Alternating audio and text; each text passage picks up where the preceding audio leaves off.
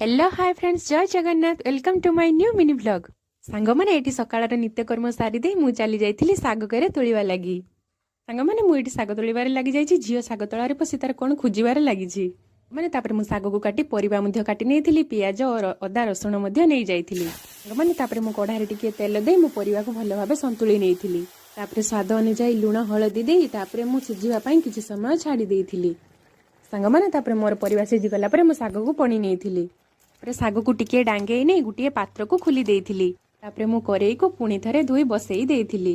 तेल गरम होबा परे मु तेल गोटा जीरा तेजपत्र मध्य ऐड करी नेइथिली। सांग माने काहाकू पालंग साग घांट पसंद निहाती कमेंट बॉक्स रे कमेंट करिवे। सांग माने एठी तेल गरम होबा परे मु पियाज को छाड़ी देइथिली। आ पियाज नाली हेबा परे मु अदा रसुण पेस्ट को छाड़ी देई तापर गोटे टमाटो ऐड करी नेइथिली। पात्र रे रखिथिबा साग घांट को मध्य ता सहित पणी देइथिली। एबे हे गला मोर साग घांट रेडी। रहिली। जय जगन्नाथ। देखाबा नेक्स्ट व्लॉग रे।